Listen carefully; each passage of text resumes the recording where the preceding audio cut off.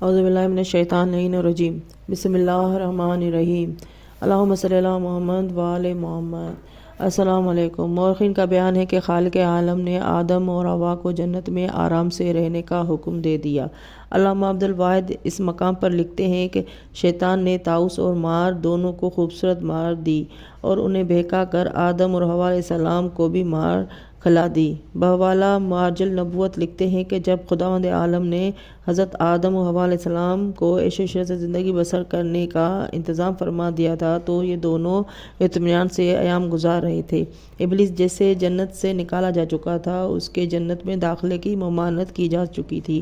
اسے اس امر کی فکر لاحق ہوئی کہ کس طرح جنت میں جا کر آدم کو وہاں سے بے دخل کراؤں اور مسجد ازدی و آدم علیہ السلام اور حوا علیہ السلام کے درمیان سنگ تفرقہ ڈال کر آدم علیہ السلام کو تباہ برباد کر دوں۔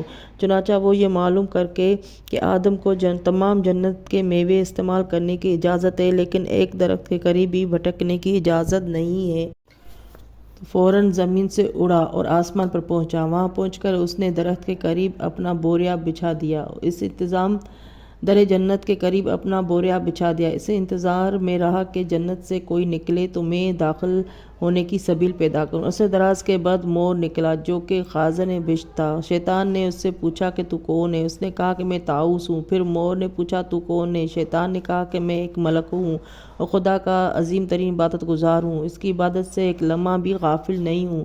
مجھے معلوم ہے کہ جنت میں نیک بندوں کے لیے اچھی چیزیں فراہم ہیں۔ اب میں چاہتا ہوں کہ اندر جا کر ان چیزوں کو دیکھ لوں تاکہ عبادت کے مدارج جو بلند ہو جائیں۔ اس نے کہا کہ میں قسم کھا کر کہتا ہوں کہ جو کچھ کہہ رہا ہوں بالکل درست کہہ رہا ہوں۔ طاؤس نے کہا کہ میرے پاس تو کوئی ایسی جگہ نہیں ہے کہ جس میں چھپا کر میں تجھے داخل جنت کر دوں، البتہ میرا ایک دوست سانپ ہے، امید ہے کہ وہ تجھے منزل مقصود تک پہنچا دے گا۔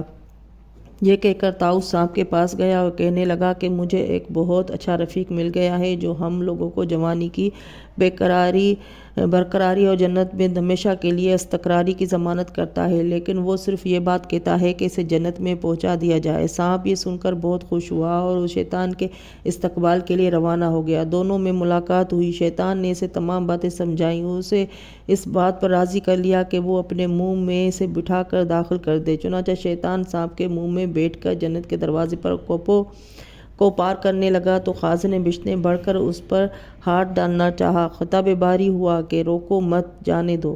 اراثی سلبی میں ہے کہ جب ابلیس نے حضرت آدم علیہ السلام کو جنت میں جانے کو سنا تو جل بھن گیا تھا اور کہنے لگا کہ افسوس، میں نے کسی شد و من سے عبادت کی اور ہزاروں سال کی لیکن مجھے جنت میں نہ جانے دیا گیا، اور یہ ایک نئی مخلوق جو ابھی کل پیدا ہوئی ہے جنت میں جا کے داخل ہو گئی تو صحیح ہے، لیکن میں اسے جنت سے نکال کر باہر کر دوں گا۔ یہ کہہ کر جنت کے دروازے پر مصلی ڈال کر بیٹھ گیا اور 300 سال تک عبادت کرتا رہا، یہاں تک کہ عبادت گزاری کی شہرت ہو گئی اور لوگوں کی زبان پر اس کا تذکرہ آنے لگا۔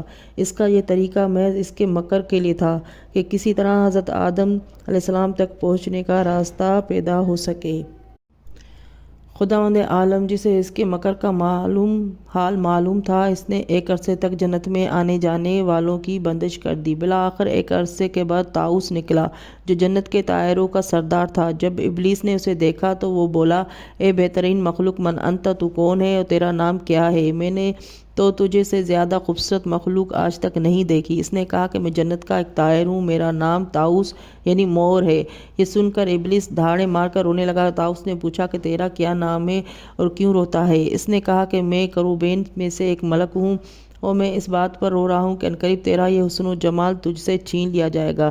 طاؤس نے کہا کہ کیا کہتا ہے؟ کیا واقعی میرا حسن جمال سلب کر لیا جائے گا؟ اس نے کہا بے شک جو کہتا ہوں اسے مان لے، بالکل غلط نہیں کہتا۔ یہ سن کر تیرا حسن و جمال ہی نہیں جائے گا بلکہ سوائے اس مخلوق کے جو شجرِ خلد سے دانے کھا لے، سب بوڑھے ہو کر اپنا حسن و جمال کھو بیٹھیں گے اور جنت سے نکال دیے جائیں گے۔ طاؤس یہ سن کر چونک پڑا اور پوچھنے لگا کہ این تلک شجرت، وہ شجرت خلد کہاں ہے؟ شیطان نے کہا وہ جنت کے اندر ہے۔ طاؤس نے کہا وہاں تک ہمیں کون پہنچا سکتا ہے؟ شیطان نے کہا میں پہنچا سکتا ہوں، تو اگر مجھے جنت میں داخل کر دے تو میں تجھے شجر خلد تک پہنچا دوں گا۔ طاؤس نے کہا کہ بھائی میں تمہیں جنت تک کیوں کر لے کر جا سکتا ہوں جبکہ رضوان ہمارے راستے میں حائل ہے، اس کی اجازت کے بغیر نہ کوئی اندر جا سکتا ہے اور نہ باہر آ سکتا ہے، البتہ یہ ہو سکتا ہے کہ میں تجھے ایک ایسی مخلوق تک پہنچا دوں جو خلیفۃ اللہ آدم علیہ السلام کا خدمت گزار ہے۔ شیطان نے پوچھا کہ اس کا کیا نام ہے؟ طاؤس نے کہا کہ اسے مار یعنی سانپ کہتے ہیں۔ شیطان نے کہا کہ بھائی دیر نہ لگاؤ، جلدی کرو، شاید میں اپنے مقصد میں اس کے ذریعے سے کامیاب ہو سکوں۔ یہ سن کر طاؤس سانپ کے پاس پہنچا، اس سے سب ماجرا سنایا اور ابلیس کے بلند حیثیت کی وضاحت کی اور کہا کہ میں نے اسے مدتوں باب جنت پر عبادت کرتے ہوئے دیکھا ہے، بھائی اگر کچھ کر سکتا ہے تو موقع کو ہاتھ سے نہ جانے دے اور کوئی ایسا راستہ نکال دے کہ وہ جنت میں داخل ہو کر شجرۃ الخلد تک پہنچا دے اور ہم لوگ اس کا پھل کھا کر ہمیشہ ہمیشہ کے لیے جوان بن جائے۔ یہ سننا تھا کہ سانپ بڑی تیزی سے شیطان کی طرف بڑھا اور اس کے پاس پہنچ گیا۔ شیطان نے سانپ سے وہی کچھ کہا جو طاؤس سے کہا تھا اور وہی پٹی پڑھائی جو طاؤس کو پڑھا چکا تھا۔ سانپ نے در جواب کہا کہ یہ بہت مشکل ہے میں تجھے جنت میں داخل کر سکوں کیونکہ رضوان ہر وقت لبِ باب ڈٹا رہتا ہے۔ شیطان نے کہا کہ میں تجھے بتاتا ہوں، سن، یہ صورت ہے کہ میں ہوا بن جاؤں اور مجھے تو دونوں دانتوں کے دراز میں بٹھا کر منہ بند کر کے اڑا کر۔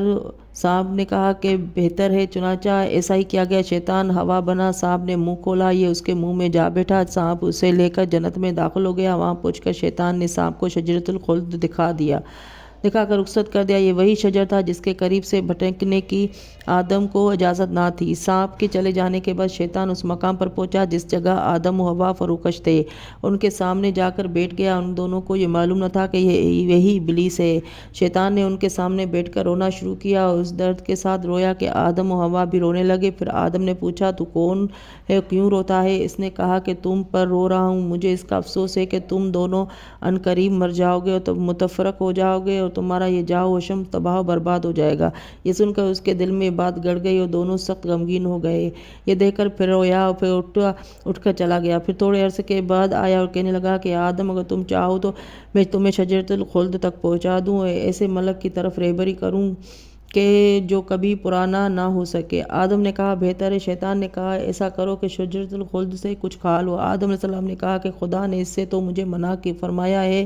شیطان نے کہا کہ تم سمجھے نہیں ہو، خدا کا مطلب یہ ہے کہ اگر میں اس میں سے کچھ کھا لو گے یا تو ملک بن جاؤ گے یا ہمیشہ ہمیشہ رہنے والے ہو جاؤ گے۔ آدم نے کہا کہ یہ سب کچھ صحیح ہے لیکن چونکہ خدا نے منع فرمایا ہے اس لیے میں اس سے کچھ کھا نہیں سکتا۔ یہ سن کر اس نے خدا کی قسم کھا کر کہا کہ میں تم سے جو کچھ کہہ رہا ہوں صحیح کہہ رہا ہوں۔ تاریخ میں ہے کہ شیطان نے 70 مرتبہ خدا کی قسم کھائی ہے اور تم سے پوری ہمدردی رکھتا ہوں اور تمہاری خیر خواہی کر رہا ہوں۔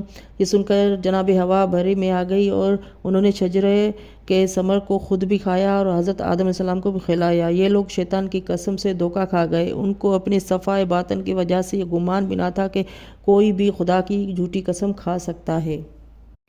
حضرت علی علیہ السلام نہج البلاغہ میں فرماتے ہیں کہ ثم اسکن سبحانہ آدم الدار، پھر خدا نے آدم کو ایسے گھر جنت میں ٹھہرایا جس میں ان کی زندگی مزے سے گزر رہی تھی اور بڑے امن و اطمینان سے رہ رہے تھے۔ یہ بھی آدم علیہ السلام سے کہا تھا کہ شیطان اور اس کی دشمنی سے ہوشیار رہنا اور اس سے بچتے رہنا، مگر آخر آدم علیہ السلام کے دشمن شیطان نے اس بات پر حسد کر کے آدم کا قیام جنت میں نیک بندوں کے ساتھ کیوں ہے، آدم کو دھوکہ دے ہی دیا۔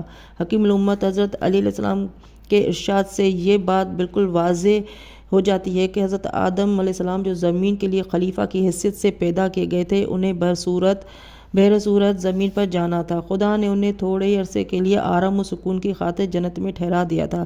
اسی کی طرف قرآن حکیم کا اشارہ بھی ہے، یا آدم اسکن انت وزوجک الجنت، کہ آدم تم دونوں جنت میں ٹھہر جاؤ۔ اسے یوں سمجھیے کہ خداوند عالم نے آدم و حوا کو کچھ مدت کے لیے جب تک اسے منظور ہوتا اپنے مخصوص پربہار باغ میں رہنے کا حکم دیا تھا اور یہ سمجھا دیا تھا کہ اس خاص درخت کے قریب نہ جانا اور شیطان جو تمہارا دشمن ہے اس سے بچتے رہنا۔ مطلب یہ تھا کہ اگر تم نے ان دونوں باتوں میں سے کسی کا بھی ارتکاب کیا میں اس مدت سے پہلے جس مدت کے لیے تمہیں جنت میں ٹھہرایا ہے نکال کر باہر کر دوں گا۔